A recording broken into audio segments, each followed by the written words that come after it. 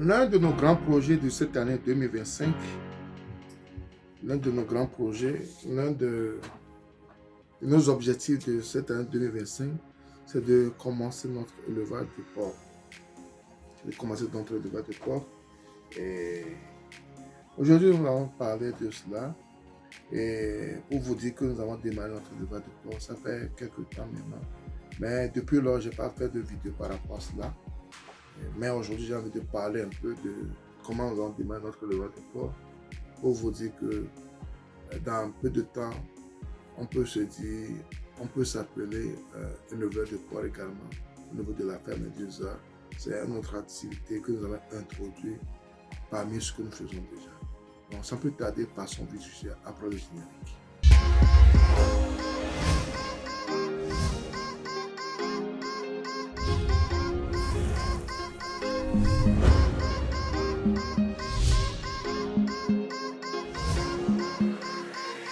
Si tu me découpes pour la première fois, mon nom est Sabia Agati. Et sur ma chaîne d'investissement général en agriculture nouvelle, cette thématique te sont importantes également, tu es au bon endroit. Abonne-toi à notre chaîne Agro, clique sur la notification pour ne pas rater nos vidéos à chaque fois que nous publions. Ensuite, partage le maximum pour qu'elle puisse atteindre un grand nombre de personnes. N'oublie pas surtout un pouce, ce qui également va permettre à YouTube de diffuser nos vidéos à un grand nombre de personnes. J'ai beaucoup hésité avant de me lancer dans ce business parce que l'élevage, comme on a l'habitude de le faire, on le fait par rapport à ce que les autres disent, à ce que les autres font. Et on doit le faire aussi par rapport à nos capacités et à nos aptitudes à pouvoir le faire. Donc, j'ai beaucoup hésité, mais à la fin, je me suis dit, par rapport aux avantages que j'ai à mon niveau, pourquoi ne pas le faire? Et c'est un projet que j'ai longtemps mûri avec mon gérant pour voir si on peut introduire cela aussi dans nos activités. Et après calcul, après réflexion, on s'est dit qu'on va le faire. C'est ainsi qu'on a construit notre porcherie. Et après la porcherie, qui nous a coûté beaucoup d'argent, parce que notre objectif à la longue, vous le verrez, c'est de faire une très grande installation au niveau des porcs. Et on a démarré avec 2 enclos. Et on va prolonger cela pour avoir beaucoup. Et on a un espace bien défini pour cela. Et avant de faire cela aussi, nous avons fait un champ qui va nous permettre de pouvoir nourrir nos porcs et autres. Donc, on a pris certaines précautions avant de s'y engager. Donc, on a vu, est-ce qu'à notre niveau, on peut pouvoir s'en sortir en faisant ceci? Donc, on a pris ces précautions, toutes ces précautions avant de pouvoir s'engager. Donc, on a démarré. Maintenant, après avoir construit notre porcherie, il y a eu un problème que nous avons eu, qui nous a freiné, c'est le fait de trouver un porcher. Trouver un porcher n'a pas été facile pour nous parce que il y a eu des fous, des gens qui font la promesse, ils vont venir, mais ne viennent pas parce que eux, leur objectif, c'est de leur envoyer l'argent des transports pour ne pas venir, tout cela. Donc, par rapport à nos expériences, on a pu éviter ces arnaqueurs. Et jusqu'au jour où on a trouvé ce monsieur qui, heureusement, a déjà fait le travail sur d'autres fermes et qui actuellement nous aide beaucoup, nous aide énormément. Nous aide énormément. Et ça donne la joie, ça donne le plaisir. Et je me dis, arrivé à un point, à un moment, j'étais un peu découragé à la recherche du porcher. J'étais un peu découragé parce que je me dis, avec tous ces efforts qu'on fait, on négocie tout ça. Même une fois, on a envoyé l'argent à quelqu'un aussi.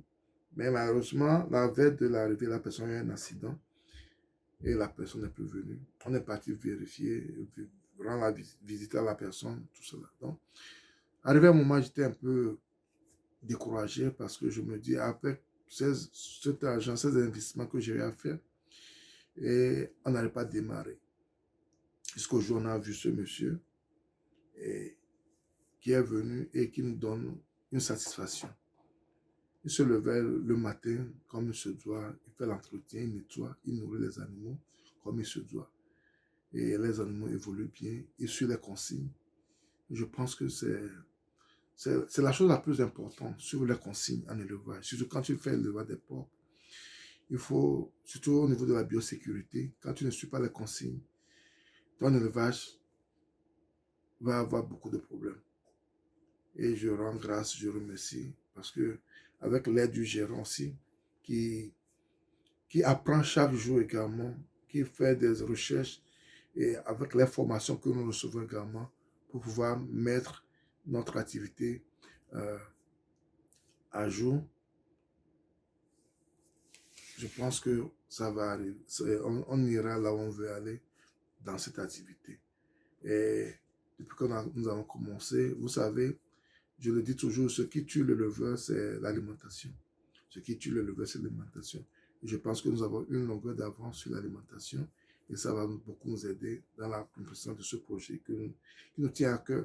Ça, c'est l'un de nos grands projets, le projet phare de cette année 2025 que nous avons accompli. Je le dis ainsi parce que nous sommes peut-être à l'heure du bilan pour voir ce que nos objectifs ont été atteints. Et je pense que ça, c'est un objectif qui est atteint cette année également. Et ça fait plaisir parce que dans nos objectifs, c'est voir accroître au niveau de la famille des c'est d'être mieux dans la production des lapins, ce que nous faisons très bien actuellement, et aussi d'introduire les porcs au niveau de la ferme E2A. Et je pense que l'introduction a été une très bonne chose. Et c'est pratiquement un mois que nous avons eu nos porcelets, que nous les suivons. Et actuellement, je pense que ça marche comme on le veut. Et j'ai envie de vous parler de cela pour vous dire que l'un de nos objectifs de cette année a encore été atteint. C'est vrai que ce n'est pas facile de trouver des bonnes personnes parce que vous n'êtes pas sans savoir que l'élevage des porcs, ça donne beaucoup de travail. C'est ce qui a fait que j'ai hésité longtemps à investir dans cela.